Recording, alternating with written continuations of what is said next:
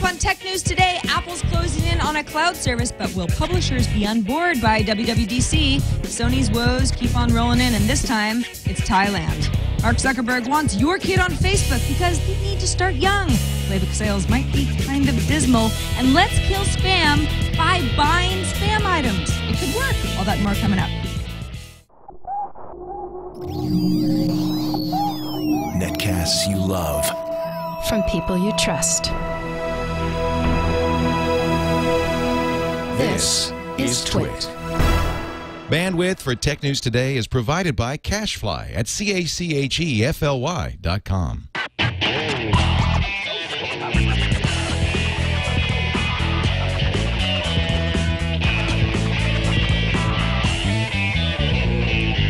Is Tech News Today for Friday, May 20th, 2011. Tech News Today is brought to you by FreshBooks, the easy online invoicing service that gets you paid quickly and makes you look professional. Get started with a free package at freshbooks.com. Welcome to Tech News Today. I'm Sarah Lane. I'm Iyaz Akhtar. I'm Jason Howell. And I'm Brian Brushwood. Yeah. Brian Brushwood has joined us today. Tom Merritt is still on vacation. It's his last day. Yep. The fifth day in a row that all of us have held down the fort We've in Tom Merritt's survived absence. And we figured, you know, it's Friday, it's Liquid Friday, and who better to join us and talk about some tech than Brian Brushwood? Hey, thank you very much. TWiT's own Brian Brushwood, in fact. With alcoholism in some way. Yeah. It's the only reason you're here, Brian.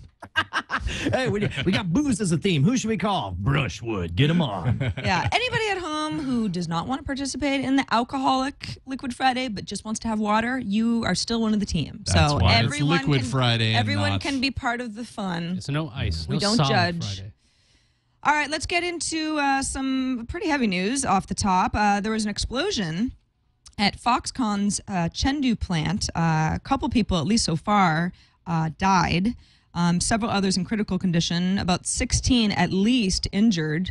And there is some discussion about what exactly caused the explosion. I mean, we saw a report that perhaps lightning had struck a building, dust particles kind of caught on fire. That's not necessarily what happened, but there is some confusion. There were some videos that were taken immediately afterward. It looks like just a lot of confusion and pandemonium and possible toxic dust, right. That people were breathing. So just a really bad, tragic occurrence all around. What's interesting is that there is some talk about whether or not this Chengdu plant is manufacturing iPad 2s. Some folks say, yeah, I mean, that's actually one of the assembly lines that was in this building that exploded. And whether or not the majority of iPads are actually manufactured at Chengdu or another location, Shenzhen, which has obviously been in the news as well. Foxconn in general has been in the news quite a bit for having poor working conditions, and obviously they manufacture Apple products, so on and so forth. So this is definitely not good, but could possibly affect the iPad 2 production, which, as we know here and around the world, is in short supply anyway. Right, Foxconn's well known for being a partner with Apple. They manufacture iPads, iPhones, things like that. Still, right now, we don't have a full cause of the explanation, not of the explosion. We don't know what caused it. And the local government, though, has ruled out foul play. They're not saying that somebody set off anything in there. And there's some conflicting reports, like you were saying, Sarah. There might have been lightning. There's some dust, smoke, and weird things going on. So hopefully this story will... We'll get some more details about this eventually. Apple has said that they're working closely with Foxconn to understand what caused this terrible event, and they're deeply saddened by this whole thing. And on the business side, of course, this does impact iPads and things like that on a much lighter side. Apple stock did drop about 1.5% based on this news. So there are two things that really strike me about this. First of all, man, had anybody heard of Foxconn over a year ago? Or it's like, I mean, it wasn't until the suicides that, of course, put them on the map, and especially their close ties with Apple. But I had never even heard of them until the suicides thing happened. Had either of you guys? Yeah, no, not really, Brian. I mean, obviously we know that there are manufacturing plants in other countries, of course, China being a notable country. But no, it wasn't like I was familiar with Foxconn as the place where a lot of Apple products are made, as well as other company products too, until they got a lot of bad press. So it's unfortunate that Foxconn keeps coming onto folks' radar as in a negative way, but Well, I guess that's what I'm getting at. Is I wonder how much of this is a little bit of attention focusing, because I mean, first of all, it's kind of amazing that just 150 years after the Industrial Revolution, that now an explosion at a factory, literally a planet away from us, can make global headlines with only 2 deaths. When 150 years ago, you went and lost your arm on a Thursday and you were back to work on Friday. So in that regard, it's a testament to how far we've come. Obviously, this is a very big concern. And of course, there does need to be reviews and safety procedures need to be followed. But I don't know. It's one of those things where it's like, it just struck me that this is such a big story that ultimately right now, of course, the numbers could change. Obviously, 16 people critical condition is nothing to sneeze at. But I'm just surprised that this would make waves the world around. But to be clear, 16 people injured, 3 are in critical condition, and 2 have been killed. Oh, gotcha. Yeah, Brian, I think you're totally right. Foxconn has been in the news for negative reasons, and this is one of those things where would it have been reported on, at least to such great lengths, had we not already been familiar with Foxconn for really negative stuff? Well, I think the iPad side of it is news enough. I mean, not to make light of anyone who has been killed or injured, certainly not.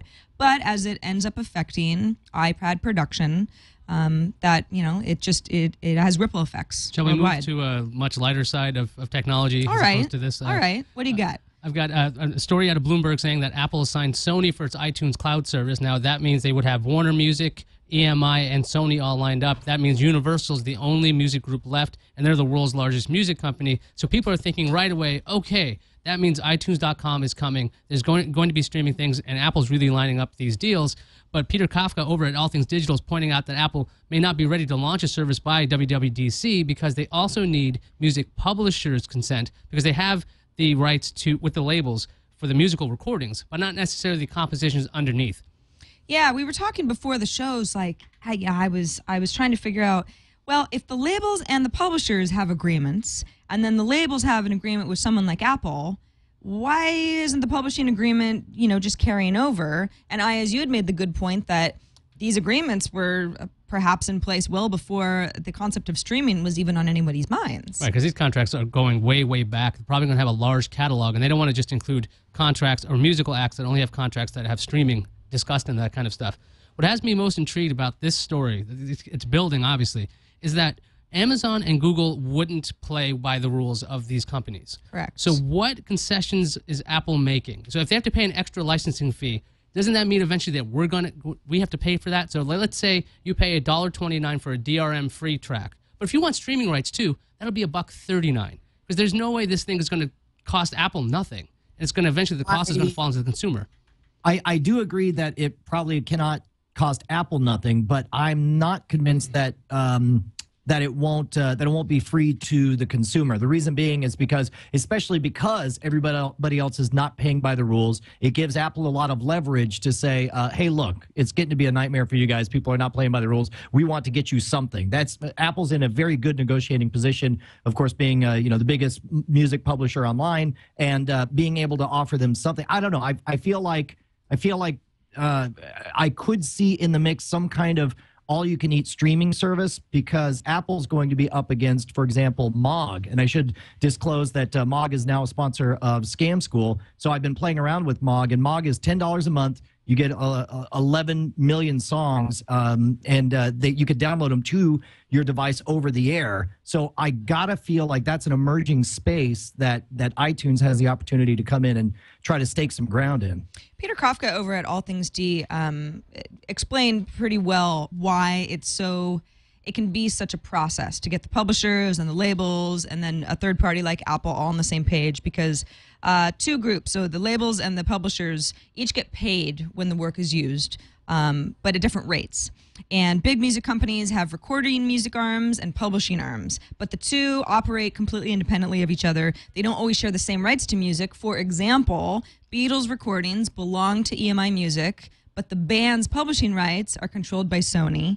So what ends up happening is that you just have a lot of people who have to sign off on an agreement like this, and that's why it takes so long. And we've seen a lot of deals like this mess up like DVD releases of things like, I think it's WKRP in Cincinnati. They didn't have rights to these music tracks that they were playing on television to be on DVD, and it stops a lot of shows that had, like MTV shows, like Daria was one of these cartoons that had a lot of pop music in it, but you could never get it streamed. You couldn't get DVDs of it because they couldn't line up all the different parties involved. So this is no small feat to get everyone on board with one particular company's idea.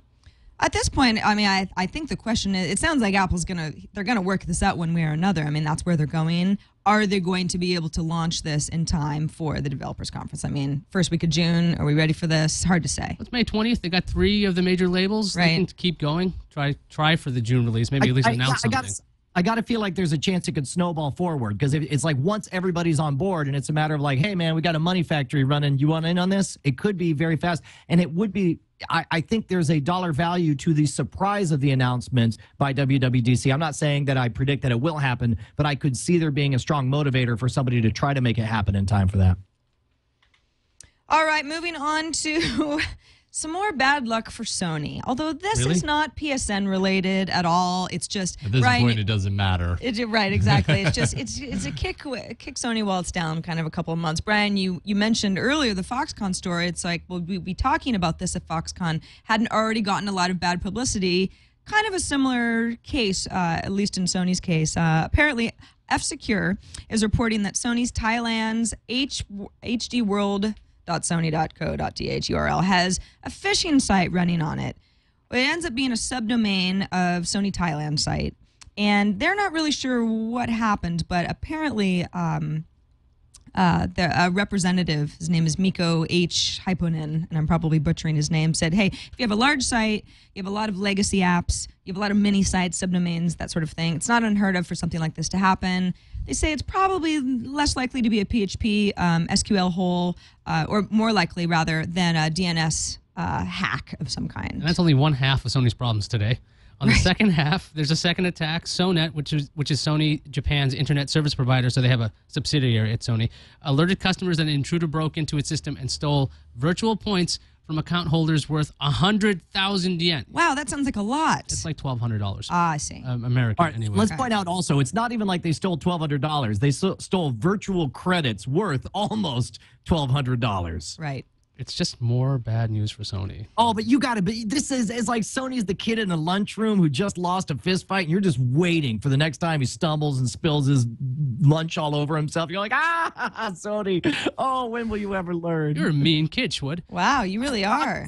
I'm just saying, that's the way that we're like wolves now. Come on, tell me you can't wait for more stories like this. We're not ragging on them for Sony this. Can't do anything right. It's more about another thing that's. I actually hate reporting about bad Sony news. I mean, I don't get any pleasure out of saying, guess what? Something bad happened again It makes to it the sound company called Sony. I wish they didn't have such a string of bad luck. It makes it sound like we're in reruns. Like every day we're I know. reporting Sony Yeah. did something stupid. So this again it's left field. It looks like it's an easy enough fix. The folks over at Sony Thailand, they weren't even sure necessarily that this particular subdomain wasn't run by perhaps an ad agency or somebody that Sony was working with. So it's just unfortunate. Sony has just had a bad freaking April, May. Yeah, past Perhaps couple months. June. 2011. Yeah, bad 2011. Because then that Raptor's coming.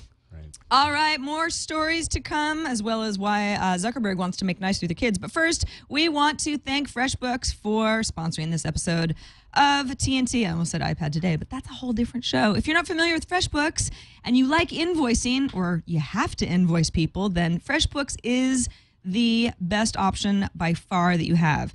If you're a small business owner, if you're a consultant, or you just want to start freelancing, invoicing folks is the way that you get paid. It's part of life. It's not a lot of fun because it's having to politely ask people to pay you, whatever you guys agreed upon. And you don't want to play the bad guy. It can be really difficult to stay organized when you're having a little bit of money come in from a lot of different folks. That's where FreshBooks comes in, because they let you create invoices and be able to communicate with the folks that you are providing services to and are paying you professionally and easily. They can set up payment reminders so that they can ping the folks that owe you money when when they've gone past that Saturday when you needed that money to pay your rent, that kind of thing. They'll kind of just play the bad cop for you. So you really can just sort of let FreshBooks take care of all the dirty work once you set up your account. What's cool is that you can try out FreshBooks free. Doesn't cost anything, and you can set up to 3 clients and never pay a dime. So if you've got just a few clients, this could be just the absolute best solution for you. And they have really reasonable rates if you happen to be a freelancer who has more than a few clients. You can get paid a variety of different ways. If you're a PayPal person, that's great. FreshBooks can do that in a snap. If you have clients that need stuff to be going through the mail, putting stamps on letters, FreshBooks can do that too through your bank account. Variety of different online payment services as well. And what FreshBooks also offers that is just awesome and so unique is that they will enter you, if you sign up for an account, again, it's very, very easy to do at freshbooks.com, they'll enter you into a drawing to win a cake. Every week they draw a name out of a hat, and if they read your name, they'll send you a cake in the mail. We can vouch personally on the show. We have gotten a cake from FreshBooks because Tom Merritt signed up for an account, and he won a cake, and we all ate the cake, and it was delicious. The other thing is, if you don't win a cake, you can invoice people, and then you can have money to buy a cake. That's right.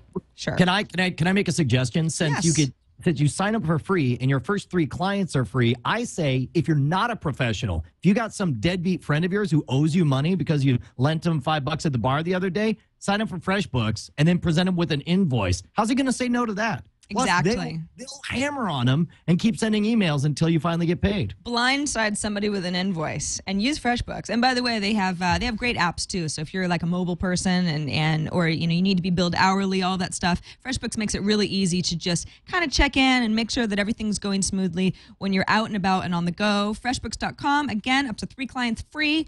Thank you to FreshBooks for sponsoring this episode of TNT. And now on to Mark Zuckerberg, who wants your children, in fact, specifically Iyaz's, Jason's, and Brian's children, who are all under the age of 13, to have Facebook accounts. And Mark Zuckerberg, he was at some kind of education summit, and he was talking about how he would like children under 13 to be allowed on Facebook, but there's kind of a legal problem. There's the Children's Online Privacy Protection Act, COPA, which says that you cannot have this information collected by companies like Facebook unless there's parental permission. Mm-hmm. So Zuckerberg, though, did say something odd. He goes, when he was talking about COPA, this will be a fight we take on at some point. My philosophy is that for education, you need to start at a really, really young age, saying that you can use Facebook for education and that kind of thing. But Facebook fighting COPA, kind of an interesting argument. Yeah, Zuckerberg says, he acknowledges that there are restrictions, so Facebook can't even really begin the learning process of figuring out what the best experience is for kids under 13. And he does say, obviously this would have to be a different experience. It's not the Facebook for adults. It would be different. We just can't even experiment with this because we're not allowed to. And it's worth noting, Zuckerberg, we all know he's a young guy. He started coding in 6th grade. So it's like he does come from the school of thought that starting young, being able to experience, social networking. There wasn't social networking as we know it when he was a kid, but it's like being able to kind of be a part of the momentum of how social attitudes are changing at a young age will make you more used to it at an older age. I think this is definitely a case of unintended consequences. Of course, the whole point of COPPA, however you want to pronounce it, is to protect children from predators online, that kind of thing. So they picked this arbitrary number 13 because it sounds good. But nowadays, as you mentioned, the entire landscape is completely different now. And it's almost, what it does is perversely, it provides an incentive for children who are 12 to lie about their age and go into this world completely unprotected under a false alias. So number one, it encourages kids who want to engage in social media to lie, and then they go out and they have no protection, so they're actually worse off than if Facebook was able to create some kind of Facebook Junior experience that was highly policed and highly curated. Because my daughter's 7, and I got to tell you, man, she's about 20 minutes from wanting her own YouTube channel, and I'm not going to be able to stop her, and I would love it if we had the freedom to allow her to get an account at the age of 8 or 9 to get started. And one of the problems with COPA is it's from 1998, somewhere around 2000, I think it was passed. And the thing is, it does require that there's verifiable parental consent, and that means the term, it's actually defined in the statute saying it means any reasonable effort taking into consideration any available technology, which is a really broad term, to ensure that a parent of a child receives notice of the operator's personal information collection and authorizes the collection before that info is collected from the child. So just by signing up and giving your name as a child, you already have a problem. It would theoretically, Facebook would have to have like a parental account, right? And then they would have to, I guess, set it up so that the kid has to ask the parent and they have to verify this. Here's what you could do. Here's what you could do. You could easily tie it to an existing account. So I've got my Brian Brushwood account on Facebook, and so now we open an account for Penelope Brushwood, and we, and this is all me speculating, but it could be the kind of thing where you could have different check boxes. For example, I would like a daily report automatically created and emailed to me of all of her interactions, where she went and what she saw, and who said what to her. And you can decide your own involvement, and at different gradients. There comes a time when the kid's 16 and it's no longer appropriate for you to be getting all those emails or intercepting them. That's something that goes family by family, but it should be under the jurisdiction of the adult to decide, when and how their child experiences Facebook Junior. But the second Facebook actually allows parents to do this kind of thing,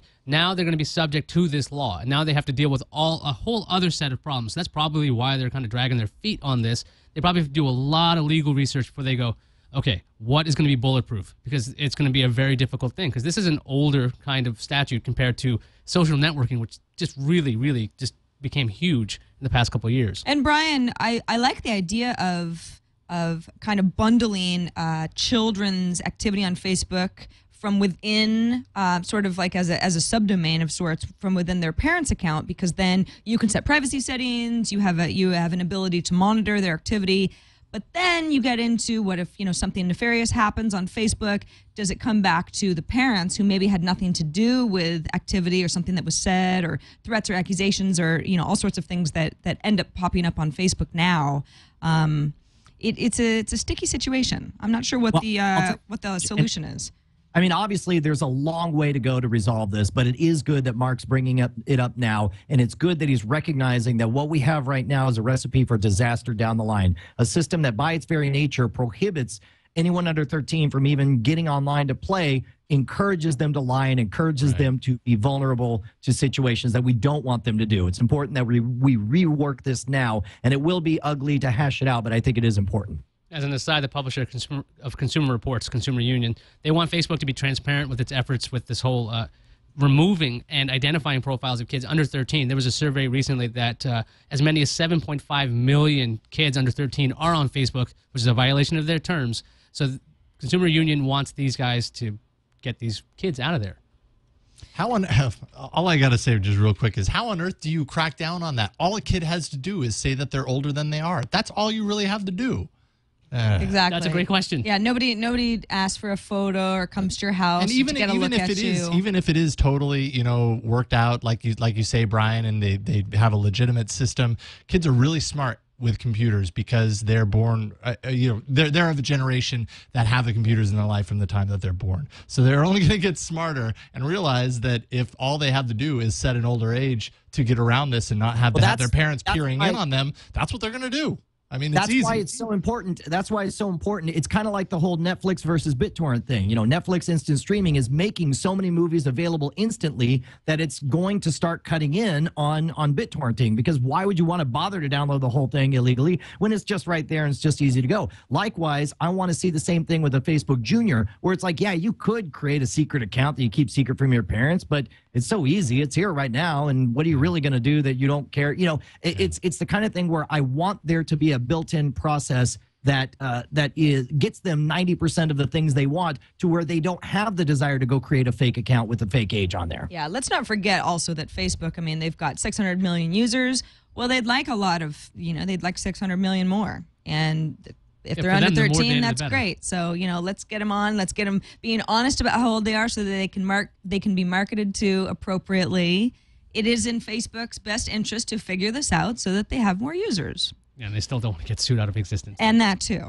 All right, moving on to some Playbook sales numbers. They're really not as good as expected. Boy Genius is reporting through a trusted source that the BlackBerry Playbook sales missed internal sales targets by over 90%. That's a scary number. That's a big number. It is a big number. There's more. There's more to this. Yeah, playbooks are also apparently being returned at a much higher rate than the Zoom. The Zoom's return rate was 7%, which is high, according to the same source. Playbook numbers even higher. Analysts at RBC had pegged playbook sales around 250,000 after 2 months of availability, which is lower than what they had predicted beforehand, but certainly not a disaster. A RIM spokesperson talked to Electronista and said, Boy Genius's report is inconsistent with the feedback that RIM has gotten from retailers. They haven't heard anything of the sort. RIM is going to talk official numbers on June 16th, so we'll at least see what kind of spin they put on it. But I think it's interesting that although their sales numbers haven't been awful, I mean, they're lower than expected, but not awful, that their return rate is so high. Well, and that especially messes me up because the impression I got from all the reviews I had seen and the hands-on was that the playbook was generally well received compared to the Zoom, right? Yeah. I mean, I think anybody who had gotten a playbook seemed to have the same complaint, if they complained at all, that, just the app ecosystem wasn't there. Well, I mean, there's still a lot of competition right now, right? There is the Zoom, there's the iPad too, and then there's this playbook which kind of works with your BlackBerry phone. It's kind of a small form factor compared to a lot of the other ones out there. I mean, it's up against, I guess, the Galaxy Tab, the 7-inch one. Mm-hmm. So I mean, it looks like they're just trying to find a foothold in the marketplace. Plus, they were supposed to be able to do Flash, and Flash is great, but when people try to use Hulu, they got locked out. It wasn't anything to do with RIM. It turns out that Hulu's like, you know what? Since you don't have a keyboard and it doesn't have a clamshell form factor, you don't get to have it. I think that probably influenced a lot of people. All right. Spam. Let's talk about spam. Spam is not good. No one really likes spam. And no one, at least so far, has had a really clear solution for how to get rid of all that spam that's in our spam folders and in all of our email accounts. We're used to it. Well, 2 universities in California conducted a study that could, they think, maybe mark the end of spam. So what they did, kind of unconventional little experiment here, they tried to receive as much spam as possible, like actually clicking on links and buying the products that was advertised in these spam emails. And they found that around 95%, so a huge percentage of the credit card transactions for spam advertised, prescription drugs and whatever people are buying, via spam email, were handled by a very small amount of financial companies, just 3, mostly in Azerbaijan, Denmark, and Nevis in the West Indies. And Nevis, I actually had to look up where Nevis was. I was not familiar with Nevis. I don't think Caribbean area. Yeah, the New York Times actually wrote down Nevis in West Indies just in case anyone was unfamiliar. And the weird thing is, if these credit card companies stopped accepting payments with these financial institutions, spam would have to change. I mean, they couldn't use the same kind of methods because trying to find the source of spam is very difficult. And once you find their actual legitimate ties to money, that's when you can actually peg down who exactly is involved. So it's really up to the credit card companies at that point if they want to reduce our spam. I just don't understand why the financial companies couldn't just be relocated somewhere. It's You mean use different companies? Yeah. But then you just keep doing a blacklist, that's what right? To say is yes, we have identified the 3 heads of the Hydra, and by all means, Iyaz, let's chop off one. I'm sure it won't grow back 3 more heads in that spot, because it's like, look, number one, mad props to these guys for diving all the way in and actually finding out following the money. This is brilliant. This is what happens when science takes on spam, and I'm super proud of it. But I don't know that you could just wave a wand and say, let's say Visa, let's say they all say, okay, we've dropped these guys. That's not the end of the spam. That's not going to be the end of it.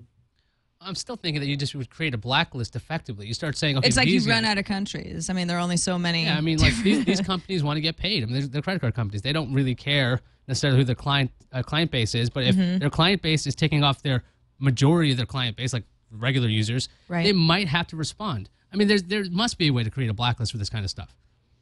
Yeah, well, I applaud the folks who are trying to figure out the end of spam. Brian, I mean, I hate to be a Debbie Downer, but I'm kind of with you. I'm so used to spam being a part of our lives and just this annoyance that can't be killed. It's like the weeds that you kill them, but they will grow back, and you just have to keep working at it. If you can believe a spam filter can get better, why couldn't the credit card filter work too? Well, and actually, I guess just because it hasn't so far.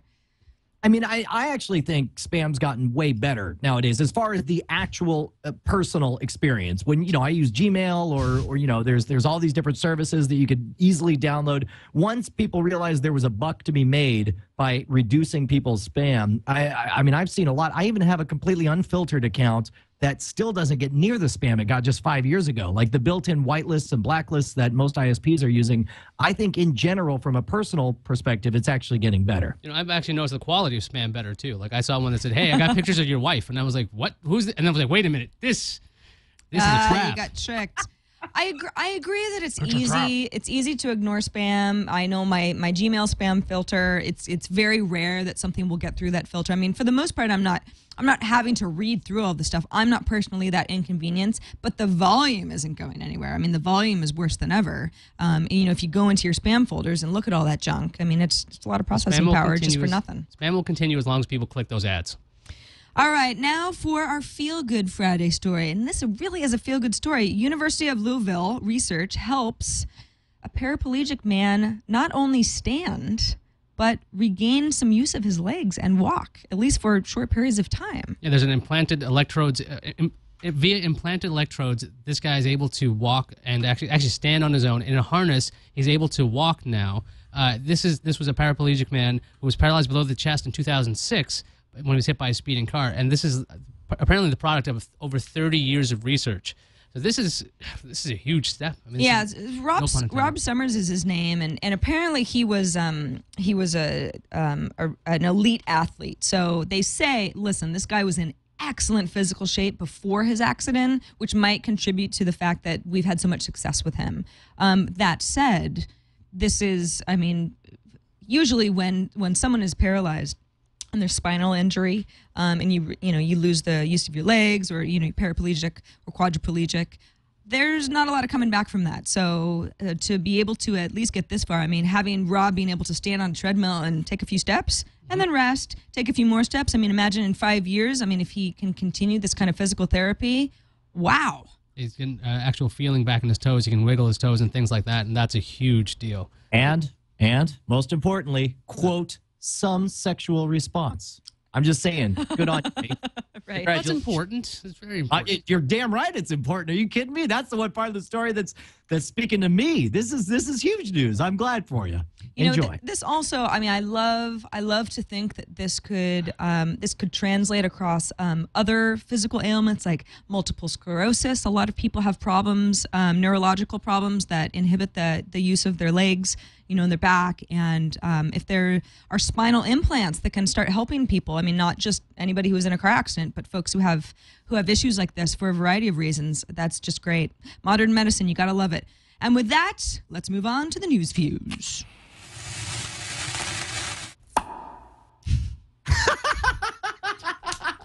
That one works every time, I gotta say. Yeah, no, that was awesome. It was like a bubble gum. A professional footballer, that's a soccer player to people in the U.S., known as CTB, wants Twitter to hand his lawyers names of people who broke a UK super injunction.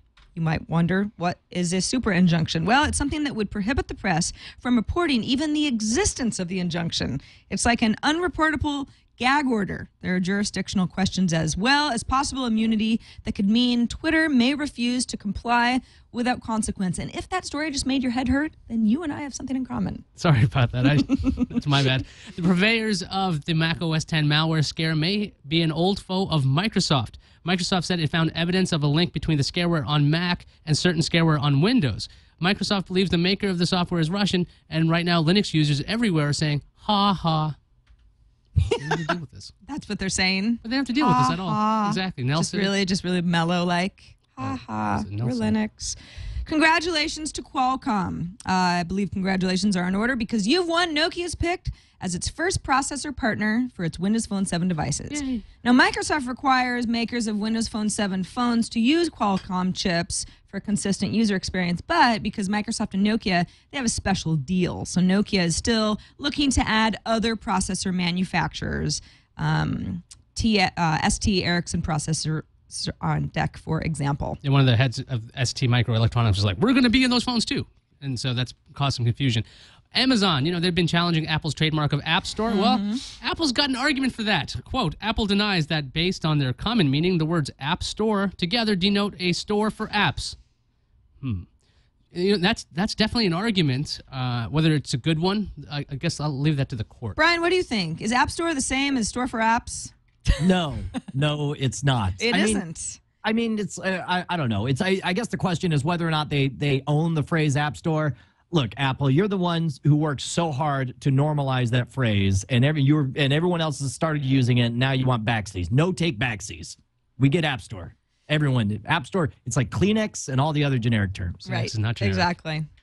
Nook color buyers, beware the blue dot. What I mean by that is new models of the Nook color have a blue dot on their boxes, and that is a sign that the e-reader gives the user only 1 single gigabyte accessible free space. 4 gigabytes of the device are reserved for Nook content. Now, older models of the Nook color give the user access to all 5 gigabytes. That may be annoying, but at least both of the models have micro SD slots. So who owns a trademark for Thunderbolt? No, we're not talking about the phone. We're talking about the technology formerly known as Lightpeak. Earlier this week, it was reported that Apple had trademarked the term. Intel said that Apple will be transferring the rights to Intel, so that means Thunderbolt ports should be called Thunderbolt ports on all systems, not just Macs. That's. I mean, I think that makes sense.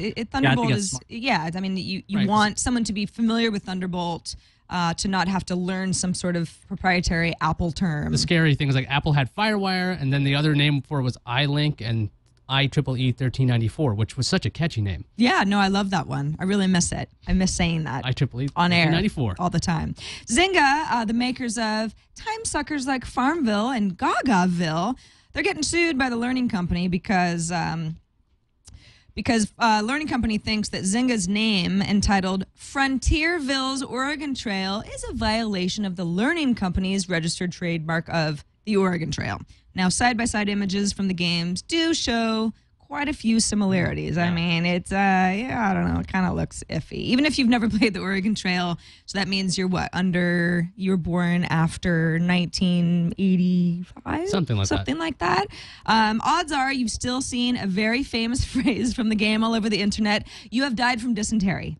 Dude, that's got to be the litmus test. You walk into court and you show one screenshot. If it says you have died from dysentery on the Zynga game, done. You're out of check, my friend. That's right. And Google News Google's News Archive project is dead. The idea, I guess nobody else is saying that. The idea was Google would scan and index archival material from newspapers to build a giant library. Google emailed publishers yesterday, and it's told them that it's decided to pull the plug after scanning 60 million pages. So long, unsuccessful Google property. You know, you can go out and hang out with Google Wave. Ooh, ouch. I do have a question about this. Now, was this a case where just they realized there was no money in it, in which case that's legit, or was it a case where they just got killed by copyright legislation? Because this is a brilliant and important idea that they were working on, and it kind of hurts me that they're pulling the plug on it. In the story, they were just saying that we wanted to focus on our future projects, and they actually, I think they pointed out some Google One Pass or something strange. I can't remember the name right now, but it's about like a micropayment system. After 60 million pages, they're just like, oh, there's so much more of this so to do. Fun for 59 million. We just don't want to do this anymore. This is like big drug companies deciding they don't want to do vaccines anymore, and they'd rather make a mint on. I don't think it's that bad. It's far from that bad. Apples and oranges a little bit. Yeah. Finally, iPads. They are big in the living room, but you know what's big in the bedroom? Kindles. And Iyaz broke. I have broken you, sir. Well, I didn't want to laugh. Kindles right in the bedroom. Into the, yeah. Yeah, for our kicker, we have there was a study from Nielsen saying that iPads are used a lot when people are watching TV, and Kindles end up in the bedroom. And Kindles in the bedroom actually make a lot of sense since iPads are so dang heavy when you're trying to read. If you hold one up above you and it falls, you know, which I've had.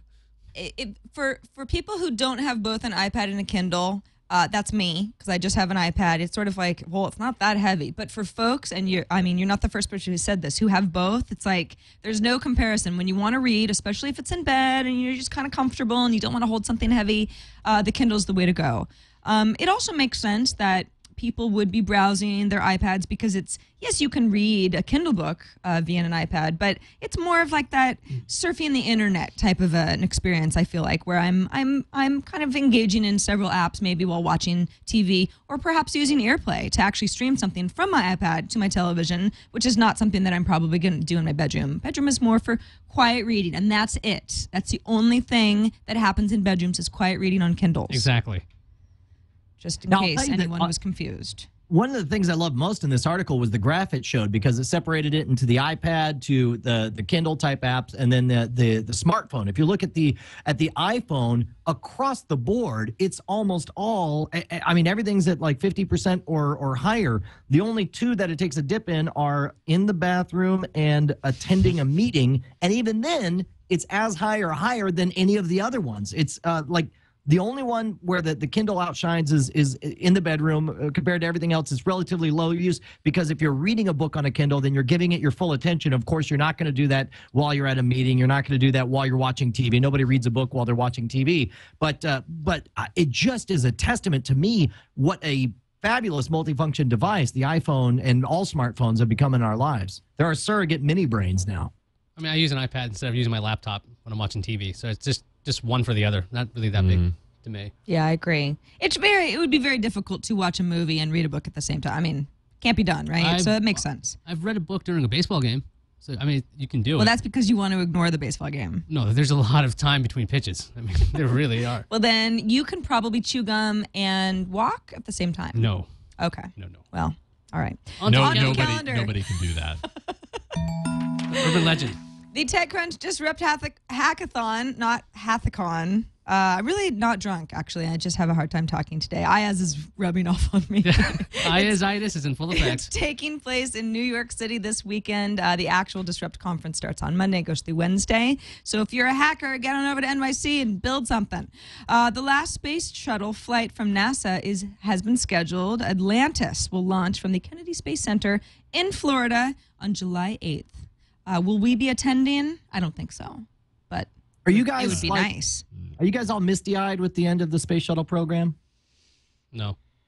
I'm not. Really? I'm not. I care. I'm not sure that I'm sad. Right, but if it was like a movie trailer where it led to like a proposal, you'd cry. But if it was about a space thing, you don't cry about that. Apples and oranges, Iyaz. Apples and oranges. I'll tell Those you are what. fruits. This is not even close. Exactly. Okay. That's the whole point.